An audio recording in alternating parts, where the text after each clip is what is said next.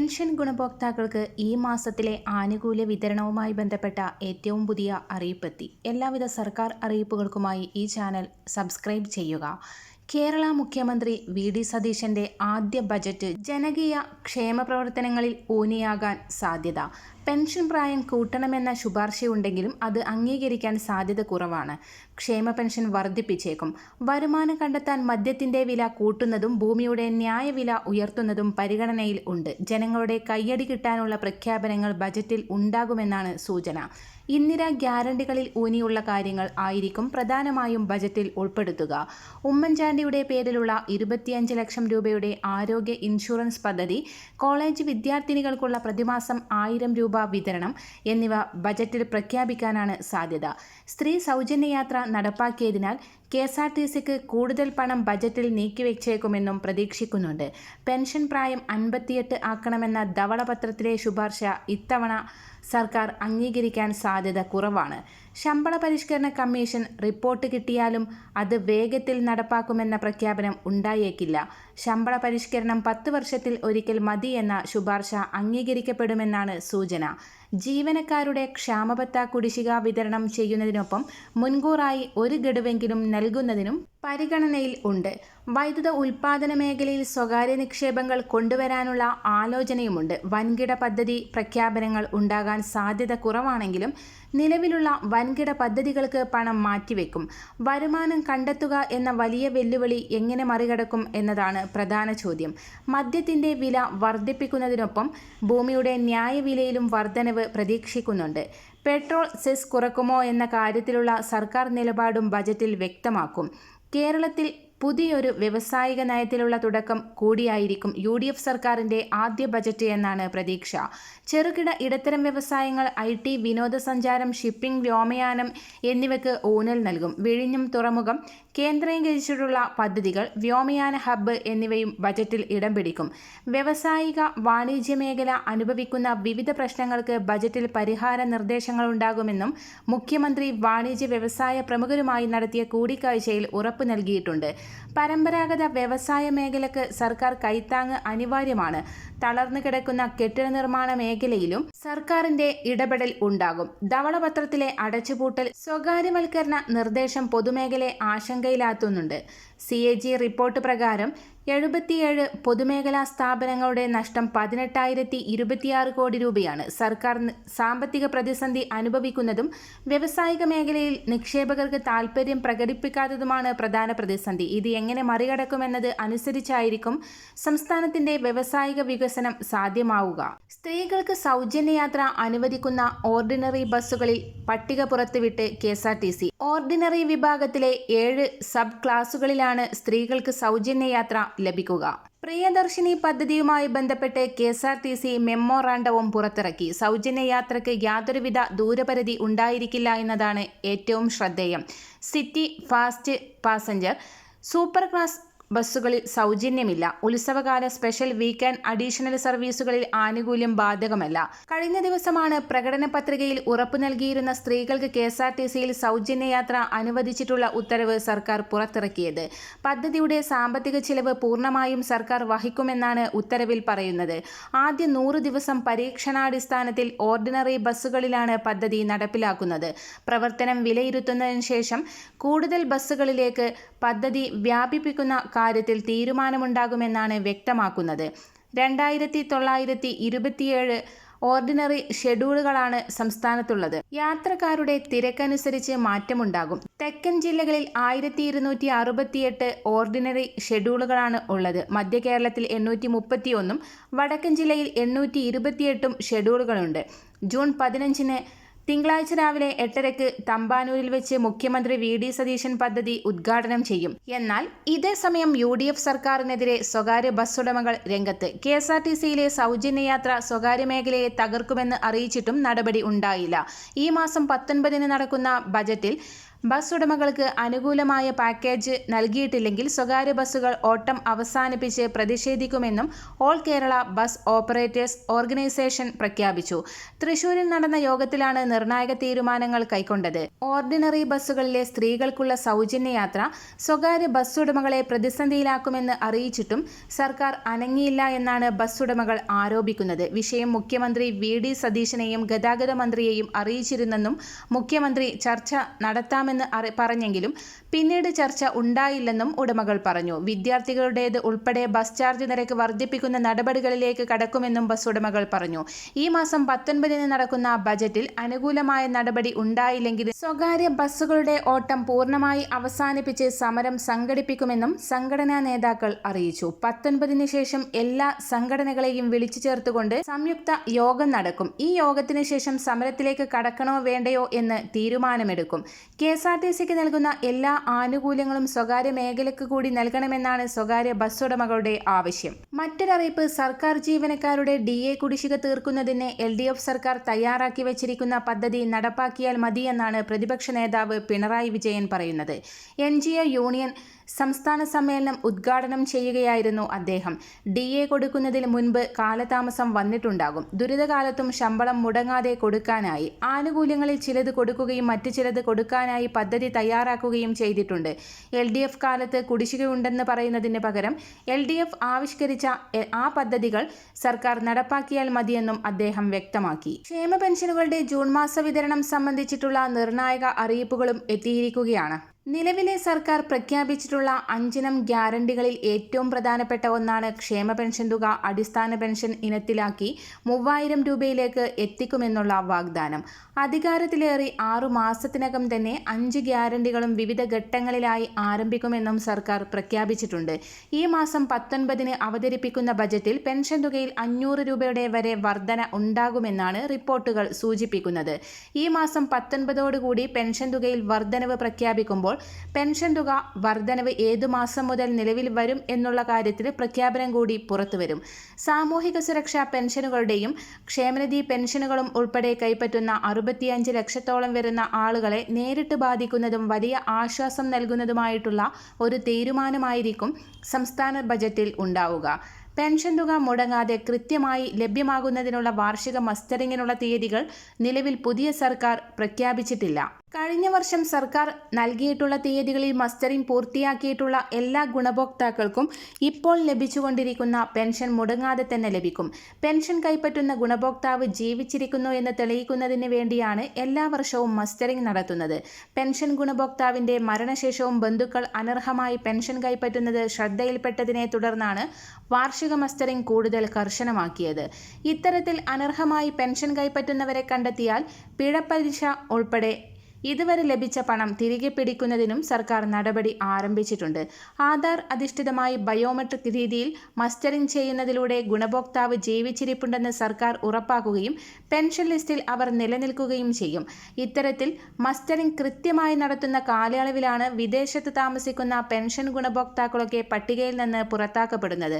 അനർഹമായി pension കൈപ്പറ്റുന്നവരെ കണ്ടെത്തി ലിസ്റ്റിൽ നിന്ന് ഒഴിവാക്കി കൂടുതൽ അർഹതപ്പെട്ട ആളുകളിലേക്ക് മാത്രം പെൻഷൻ വിതരണം കൃത്യമായി നടത്തുന്നതിന് വേണ്ടിയാണ് സംസ്ഥാന സർക്കാർ വാർഷിക മസ്റ്ററിംഗ് ഏർപ്പെടുത്തിയിരിക്കുന്നത്. ഇതോടൊപ്പം തന്നെ ചില പ്രത്യേക വിഭാഗം പെൻഷൻ ഗുണഭോക്താക്കളോട് തങ്ങളുടെ വരുമാനം തെളിയിക്കുന്നതിനുള്ള സാക്ഷ്യപത്രം സമർപ്പിക്കണമെന്ന് സർക്കാർ ആവശ്യപ്പെട്ടിട്ടുണ്ട്. പെൻഷൻ വാങ്ങുന്ന എല്ലാ ഗുണഭോക്താക്കളും നിലവിൽ വരുമാന സർട്ടിഫിക്കറ്റുകൾ ഹാജരാക്കേണ്ടതില്ല. മുൻപ് സാമൂഹിക സുരക്ഷാ പെൻഷനായി അപേക്ഷ സമർപ്പിച്ച സമയത്ത് മുൻഗണന തെളിയിക്കുന്ന വരുമാന രേഖകൾ സമർപ്പിച്ചിട്ടില്ലാത്ത ഗുണഭോക്താക്കളാണ് ഈ മാസം 30-നകം വരുമാന സർട്ടിഫിക്കറ്റുകൾ സമർപ്പിക്കേണ്ടത്.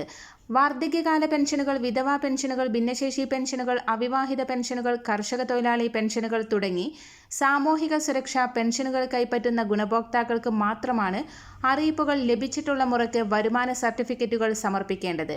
ക്ഷേമനിധി പെൻഷൻ ഗുണഭോക്താക്കൾക്ക് വരുമാന സർട്ടിഫിക്കറ്റ് സമർപ്പണം ബാധകമല്ല. വരുമാന സർട്ടിഫിക്കറ്റുകൾ സമർപ്പിക്കാത്ത സാമൂഹിക സുരക്ഷാ പെൻഷൻ ഗുണഭോക്താക്കളിൽ 2.5 ലക്ഷത്തോളം വരുന്ന ആളുകളാണ് നിലവിൽ പട്ടികയിൽ നിന്ന് പുറത്താക്കപ്പെടാൻ പോകുന്നത്. ഇവർക്ക് 2025 ഡിസംബർ മാസത്തോടുകൂടി പെൻഷൻ തടസ്സപ്പെടേണ്ടതാണ്. എന്നാൽ ഇളവുകൾ പ്രഖ്യാപിച്ചുകൊണ്ട് ഈ മാസം 30 വരെയുള്ള പെൻഷൻ തുക ഇവർക്ക് മുടങ്ങാതെ തന്നെ ലഭിച്ചുകൊണ്ടിരിക്കുകയാണ്. വരുമാന സർട്ടിഫിക്കറ്റും ആധാറിന്റെ പകർപ്പും ചേർത്താണ് പെൻഷൻ അനുവദിക്കപ്പെട്ട തദ്ദേശ സ്വയംഭരണ സ്ഥാപനത്തിൽ ഗുണഭോക്താക്കൾ സമർപ്പിക്കേണ്ടത്. നേരത്തെ വരുമാന സർട്ടിഫിക്കറ്റുകൾ സമർപ്പിച്ചിട്ടുള്ള ആളുകളും പുതുതായി പെൻഷന് അപേക്ഷ വെച്ചപ്പോൾ വരുമാന സർട്ടിഫിക്കറ്റുകൾ നൽകിയിട്ടുള്ള ആളുകളും നിലവിലിപ്പോൾ വരുമാന സർട്ടിഫിക്കറ്റുകൾ സമർപ്പിക്കേണ്ട ആവശ്യമില്ല. ഇവർക്ക് പുതുതായി സർട്ടിഫിക്കറ്റുകൾ സമർപ്പിക്കുന്നതിനുള്ള സർക്കാർ അറിയിപ്പ് ലഭിക്കുന്ന മുറക്കാണ് സർട്ടിഫിക്കറ്റ് സമർപ്പിക്കേണ്ടത്. മറ്റൊരറിയിപ്പ്, സർക്കാർ ജീവനക്കാരുടെ പെൻഷൻ പ്രായം 58 ആക്കണമെന്ന ധവളപത്രത്തിലെ ശുപാർശ ഈ വർഷത്തെ ബജറ്റിൽ അംഗീകരിക്കില്ല.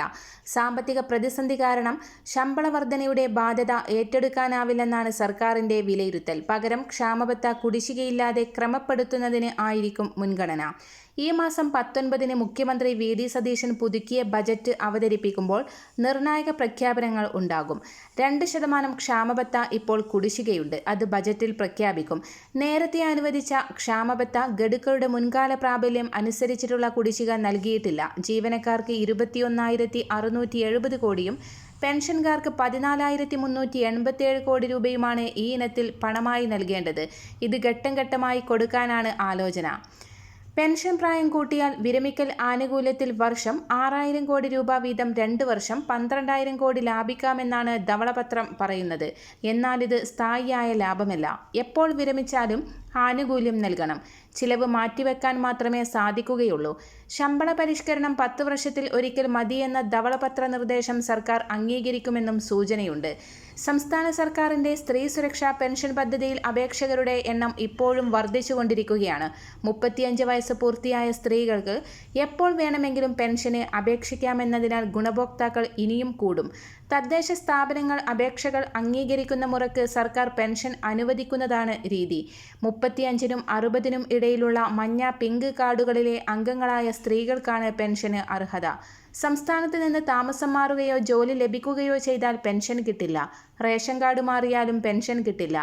അനർഹമായി പെൻഷൻ വാങ്ങിയാൽ 18% പലിശ സഹിതം തുക തിരികെ ഈടാക്കും. സാമൂഹിക സുരക്ഷാ പെൻഷൻ കൊടുക്കാൻ പ്രതിമാസം 1,050 കോടി രൂപ സർക്കാർ ഇപ്പോൾ നീക്കിവെക്കുന്നുണ്ട്. കടമെടുത്താണ് മിക്ക മാസങ്ങളിലും ഇത് നൽകുന്നത്. ഇതിനു പുറമെയാണ് സ്ത്രീ സുരക്ഷാ പെൻഷന് പണം കണ്ടെത്തേണ്ടത്. 2 പെൻഷനും കൂടി നൽകാൻ നിലവിൽ പ്രതിമാസം 1,230 കോടിയിലേറെ രൂപ വേണം. സാമൂഹിക സുരക്ഷാ പെൻഷൻ 2,000-ൽ നിന്ന് 3,000 രൂപയായി കൂട്ടുമ്പോൾ ഇരു പെൻഷനുമായി 2,000 കോടിയിലേറെ രൂപ മാസം തോറും കണ്ടെത്തേണ്ടി വരും. മറ്റൊരറിയിപ്പ്, സബ്സിഡി നിരക്കിൽ ലഭിക്കുന്ന ഗാർഹിക LPG സിലിണ്ടറുകളുടെ എണ്ണം കുറച്ച് കേന്ദ്രം. 1 വർഷം ലഭിക്കുന്ന സബ്സിഡി സിലിണ്ടറുകൾ 9-ൽ നിന്ന് 4-ആയാണ് കുറച്ചത്. 14.2 കിലോഗ്രാം ഗ്യാസ് സിലിണ്ടറിന് 29 രൂപ വർദ്ധിപ്പിച്ചതിന് പിന്നാലെയാണ് സബ്സിഡി എണ്ണം കുറച്ചത്. 300 രൂപയാണ് ഒരു സിലിണ്ടറിൽ കേന്ദ്രം സബ്സിഡിയായി നൽകുന്നത്. മാർക്കറ്റ് വിലയെ താരതമ്യം ചെയ്യുമ്പോൾ ഒരു സിലിണ്ടറിന് 700 രൂപ നിരക്കിൽ പാചകവാതക സിലിണ്ടറുകൾ ലഭിക്കുമെന്നും അദ്ദേഹം പറഞ്ഞു. പശ്ചിമേഷ്യയിലെ തുടർന്നുള്ള പ്രതിസന്ധിയുടെ പശ്ചാത്തലത്തിൽ അന്താരാഷ്ട്ര LPG വില ഉയരുന്നതിനെ തുടർന്നാണ് ഈ തീരുമാനമെന്നും റിപ്പോർട്ടുകളുണ്ട്. മറ്റൊരറിയിപ്പ്, കർഷകരുടെ ക്ഷേമത്തിനായി തുടങ്ങിയ കേരള കർഷക ക്ഷേമനിധി ബോർഡിൽ കർഷകർ അടച്ച തുകക്ക് തുല്യമായ ഫണ്ട് പോലും ബോർഡിന് നൽകാതെയാണ് കഴിഞ്ഞ സർക്കാർ പടിയിറങ്ങിയത്. കൃഷി വകുപ്പിന്റെ നിയന്ത്രണത്തിലാണ് കർഷക ക്ഷേമനിധി ബോർഡ് രൂപവൽക്കരിച്ചത്. കർഷകരുടെ ക്ഷേമനിധിയിലെ അംഗത്വം 5 വർഷം പൂർത്തിയാകുന്നത് 2026 ഡിസംബറിലാണ്. അന്നു മുതൽ പെൻഷൻ ഉൾപ്പെടെ കൊടുക്കേണ്ടി വരും. എന്നാൽ ഇതുവരെ അതിനുള്ള ഫണ്ട് എത്തിയിട്ടില്ല. പെൻഷൻ നൽകാൻ തീരുമാനിച്ചാൽ ഇതുവരെയുള്ള സർക്കാർ വിഹിതം മുഴുവൻ നിലവിൽ സർക്കാർ നൽകേണ്ടി വരും. കർഷകർ 100 രൂപ അടച്ചാൽ സർക്കാർ തുല്യമായ തുക ബോർഡിന് നൽകണമെന്നാണ് വ്യവസ്ഥ. കർഷകർ എത്ര കൂടിയ തുക അടച്ചാലും പരമാവധി 250 രൂപയാണ് ഓരോ കർഷകനും വേണ്ടി ബോർഡിന് സർക്കാർ നൽകേണ്ടിയിരുന്നത്. 2023-ൽ നിലവിലുള്ള ഡയറക്ടർ ബോർഡിന്റെ കാലാവധി തീർന്നെങ്കിലും ഇനിയൊരു ഉത്തരവുണ്ടാകുന്നതുവരെ അതിന് തുടരാൻ സർക്കാർ അനുമതി നൽകിയിരുന്നു. അംഗമാകുന്നവർക്ക് പെൻഷൻ, അനാരോഗ്യ ആനുകൂല്യം, ചികിത്സാ സഹായം, വിവാഹ വിദ്യാഭ്യാസ സഹായം, മരണാനന്തര സഹായം, കുടുംബ പെൻഷൻ തുടങ്ങിയവ വാഗ്ദാനം ചെയ്താണ് കർഷകരെ അംഗങ്ങളാക്കിയത്. 15,000-ന് മുകളിൽ കർഷകർ അംഗങ്ങളായി. എന്നാൽ പദ്ധതിയുടെ അനിശ്ചിതത്വം കാരണം പിന്നീട് പുതിയ അംഗങ്ങളെ ചേർക്കുന്നത് നിർത്തി. പുതുതായി കർഷകർ ചേരാതെയുമായി. 5 സെന്റ് മുതൽ 15 ഏക്കർ വരെ കൃഷിയുള്ളവർക്കും വാർഷിക വരുമാനം 5 ലക്ഷത്തിൽ താഴെയുള്ളവർക്കുമാണ് പദ്ധതിയിൽ അംഗമാകാൻ കഴിയുന്നത്. സർക്കാരിൽ നിന്ന് നേരിട്ട് പണം വാങ്ങാതെ ബോർഡിന്റെ പ്രവർത്തനത്തിന് തുക കണ്ടെത്താനുള്ള വഴിയും ബോർഡിന്റെ രൂപവൽക്കരണ സമയത്ത് നിർദ്ദേശിച്ചിരുന്നു. മണ്ണെടുക്കുമ്പോഴും കാർഷിക സാധനങ്ങൾ ഉൽപ്പന്നങ്ങളാക്കുമ്പോഴും മറ്റും സെസ് മാതൃകയിൽ ഒരു ചെറിയ തുക ബോർഡിലെത്തുന്ന രീതിയാണ് അവതരിപ്പിച്ചത്. എന്നാൽ അതിന് സർക്കാർ അന്ന് അനുമതി നൽകിയില്ല. EPF വരിക്കാർക്ക് സമ്പാദ്യം എളുപ്പത്തിൽ പിൻവലിക്കാനുള്ള സംവിധാനം ഉടൻ നിലവിൽ വരും. UPI, ATM എന്നിവ വഴി നേരിട്ട് പണം പിൻവലിക്കാനുള്ള സൗകര്യമാണ് യാഥാർത്ഥ്യമാകുന്നത്. അംഗങ്ങൾക്ക് PF ബാലൻസിന്റെ 75% വരെ ഉടനടി പിൻവലിക്കാൻ സാധിക്കും. 2025 ഒക്ടോബറിൽ കേന്ദ്ര തൊഴിൽ മന്ത്രാലയം വിജ്ഞാപനം ചെയ്ത പരിഷ്കാരം കോടിക്കണക്കിന് EPFO അംഗങ്ങൾക്ക് ഗുണകരമാകും. പ്രധാന പരിഷ്കാരങ്ങൾ: ATM, UPI പിൻവലിക്കൽ. അർഹരായ അംഗങ്ങൾക്ക് PF ബാലൻസിന്റെ 75% വരെ ATM, UPI വഴി പിൻവലിക്കാം. ജീവനക്കാരൻ്റെയും തൊഴിലുടമയുടെയും വിഹിതം ഉൾപ്പെടെ മൊത്തം EPF ബാലൻസിന് ഈ സൗകര്യം ബാധകമാണ്. പരിശോധനയ്ക്കും മറ്റുമുള്ള കാലതാമസമില്ലാതെ തന്നെ പണം നേരിട്ട് ബാങ്ക് അക്കൗണ്ടുകളിൽ എത്തിച്ചേരും. പ്രത്യേക സാഹചര്യത്തിൽ മുഴുവൻ തുകയും പിൻവലിക്കാം. 55 വയസ്സ് പൂർത്തിയായ ശേഷമുള്ള വിരമിക്കൽ, സ്ഥിരമായ വൈകല്യം, ജോലി ചെയ്യാനുള്ള കഴിവില്ലായ്മ, പിരിച്ചുവിടൽ, സ്വയം വിരമിക്കൽ, ഇന്ത്യയിൽ നിന്ന് താമസം മാറുക, ഇങ്ങനെയുള്ള സാഹചര്യത്തിൽ മുഴുവൻ തുകയും പിൻവലിക്കാം. ജോലി നഷ്ടപ്പെട്ട ഉടനെ തന്നെ PF ബാലൻസിന്റെ 75% വരെ പിൻവലിക്കാം. തുടർച്ചയായി 1 വർഷം തൊഴിലില്ലായ്മ തുടരുകയാണെങ്കിൽ ബാക്കിയുള്ള 25% കൂടി പിൻവലിക്കാൻ സാധിക്കും. ഭാഗികമായ പിൻവലിക്കലുകൾക്ക് മുമ്പ് കടുത്ത നിയന്ത്രണങ്ങൾ ഉണ്ടായിരുന്നു. പുതിയ നിർദ്ദേശപ്രകാരം പെൻഷൻ തുക പിൻവലിക്കുന്നതിന് 2 മാസത്തിന് പകരം 36 മാസം കാത്തിരിക്കണം. അംഗങ്ങൾ 10 വർഷത്തെ സേവന കാലാവധി പൂർത്തിയാക്കി പെൻഷന് അർഹരാകുന്നത് പ്രോത്സാഹിപ്പിക്കുന്നതിനാണ് ഇത്. അംഗത്തിനും കുടുംബത്തിനും ദീർഘകാല സാമൂഹിക സുരക്ഷ ഉറപ്പാക്കാൻ ഇതിലൂടെ കഴിയും. പണം പിൻവലിക്കുന്നതിനുള്ള മാനദണ്ഡങ്ങൾ: അംഗത്തിൻ്റെ യൂണിവേഴ്സൽ അക്കൗണ്ട് നമ്പർ ആക്റ്റീവ് ചെയ്തിരിക്കണം. UAN കാർഡുമായി ലിങ്ക് ചെയ്തിട്ടുള്ള മൊബൈൽ നമ്പർ പ്രവർത്തനക്ഷമമായിരിക്കണം. UAN നമ്പറുമായിട്ടുള്ള Aadhaar card, PAN card, bank account number, IFSC code എന്നിവ ലിങ്ക് ചെയ്തിരിക്കണം എന്നിവയാണ് പണം പിൻവലിക്കുന്നതിനുള്ള മാനദണ്ഡങ്ങൾ. മറ്റൊരറിയിപ്പ്: സർക്കാർ സർവീസിൽ കാഷ്വൽ അടിസ്ഥാനത്തിൽ വർഷങ്ങളായി ജോലി ചെയ്യുന്ന ജീവനക്കാർക്ക് അനുകൂലമായി സുപ്രീം കോടതിയുടെ ചരിത്രപരമായ വിധി. ഒരു സർക്കാർ സ്ഥാപനത്തിൽ സ്ഥിര സ്വഭാവമുള്ള ജോലി ദീർഘകാലം ചെയ്ത ജീവനക്കാരെ ഔദ്യോഗികമായി സ്ഥിരപ്പെടുത്തിയിട്ടില്ലെങ്കിൽ പോലും അവർക്ക് പെൻഷൻ ആനുകൂല്യങ്ങൾക്ക് അർഹതയുണ്ടെന്ന് സുപ്രീം കോടതി വ്യക്തമാക്കി. ഇത്തരം താൽക്കാലിക ജീവനക്കാർക്ക് 1965 സെൻട്രൽ സിവിൽ സർവീസസ് നിയമപ്രകാരം താൽക്കാലിക സർക്കാർ ജീവനക്കാർക്ക് ലഭിക്കുന്ന എല്ലാ ആനുകൂല്യങ്ങൾക്കും അർഹതയുണ്ടെന്ന് ഔദ്യോഗികമായി സ്ഥിരപ്പെടുത്തൽ ഉത്തരവ് ഇറങ്ങിയിട്ടില്ലാത്ത കാരണത്താൽ പെൻഷൻ നിഷേധിക്കരുതെന്നും കോടതി ഉത്തരവിട്ടു.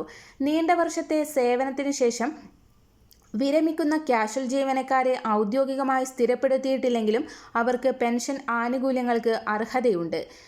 താൽക്കാലിക സർക്കാർ ജീവനക്കാർക്ക് ലഭിക്കുന്ന അതേ സേവന ആനുകൂല്യങ്ങൾക്ക് ഇവർക്ക് അർഹതയുണ്ടെന്നാണ് കോടതി വ്യക്തമാക്കിയത്. പെൻഷൻ നൽകുന്നത് സാമ്പത്തിക ബാധ്യതയുണ്ടാക്കുമെന്ന കേന്ദ്രവാദം സുപ്രീം കോടതി തള്ളി. ഒരേ ജോലി ചെയ്യുന്ന ജീവനക്കാർക്ക് ഒരേ ആനുകൂല്യം നിഷേധിക്കുന്നത് മൗലിക അവകാശങ്ങളുടെ ലംഘനമാണെന്ന് സുപ്രീം കോടതി വ്യക്തമാക്കി. മറ്റൊരറിയിപ്പ്: ക്ഷേമ പെൻഷനിലെ കേന്ദ്രവിഹിതം നൽകിയ വകയിൽ കേന്ദ്ര സർക്കാരിൽ നിന്ന് സംസ്ഥാനത്തിന് കിട്ടാനുള്ളത് 419 കോടി രൂപ. ദേശീയ സാമൂഹിക സഹായ പദ്ധതിയിൽ ഉൾപ്പെടുത്തി നൽകുന്ന ഇന്ദിരാഗാന്ധി ദേശീയ വാർദ്ധക്യകാല പെൻഷൻ, ഇന്ദിരാഗാന്ധി ദേശീയ വികലാംഗ പെൻഷൻ, ഇന്ദിരാഗാന്ധി ദേശീയ വിധവാ പെൻഷൻ എന്നീ വിഭാഗങ്ങളിലെ കുടിശ്ശികയാണ് ലഭിക്കാനുള്ളത്. 60 മുതൽ 79 വയസ്സ് വരെയുള്ള വയോജനങ്ങൾക്ക് 200 രൂപയും വിധവ അംഗപരിമിത പെൻഷൻ വാങ്ങുന്നവർക്ക് 300 രൂപയും 80-ന് മുകളിൽ പ്രായമുള്ളവർക്ക് 500 രൂപയും കേന്ദ്രവിഹിതമാണ്. സംസ്ഥാന സർക്കാരിൻ്റെ ഫണ്ടിൽ ഇതുകൂടി ചേർത്താണ് ഗുണഭോക്താക്കൾക്ക് 2000 രൂപ ക്ഷേമ പെൻഷൻ നൽകുന്നത്. കേന്ദ്രവിഹിതം സംസ്ഥാന സർക്കാർ തന്നെയാണ് ആദ്യം നൽകുന്നത്. പിന്നീട് സംസ്ഥാനം നൽകിയ തുക കേന്ദ്ര സർക്കാരിൽ നിന്ന് വാങ്ങിയെടുക്കുന്നതാണ് പതിവ്. എല്ലാ വർഷവും സെപ്റ്റംബർ, ഒക്ടോബർ മാസത്തിലാണ് കേന്ദ്രവിഹിതം സംസ്ഥാനത്തിന് കൈമാറുന്നത്. എന്നാൽ കഴിഞ്ഞ 3 സാമ്പത്തിക വർഷവും കേന്ദ്രവിഹിതം പൂർണ്ണമായി ലഭിച്ചിട്ടില്ല. ഈ വകയിൽ 2023-24 സാമ്പത്തിക വർഷം 153 കോടി രൂപയും 2024-25 34 കോടി രൂപയും 2025-26 230 കോടി രൂപയുമാണ് സംസ്ഥാനത്തിന് കിട്ടാനുള്ളത്. ഒക്ടോബറിലാണ് അടുത്ത ഗഡു ലഭിക്കേണ്ടത്. സാമ്പത്തിക വർഷാവസാനം എല്ലാ സംസ്ഥാനങ്ങളും ഒരേ സമയത്താണ് കണക്ക് വിവരങ്ങൾ കേന്ദ്ര സർക്കാരിന് കൈമാറുന്നത്. കേന്ദ്ര സർക്കാരിൻ്റെ വിവിധ വകുപ്പുകൾ ഇതെല്ലാം പരിശോധിക്കാൻ കാലതാമസമെടുക്കുന്നത് കൊണ്ടാണ് കേന്ദ്ര ഫണ്ട് മുഴുവനും ഒന്നിച്ച് ലഭിക്കാത്തതെന്നാണ് പെൻഷൻ വിഭാഗം അധികൃതർ പറയുന്നത്.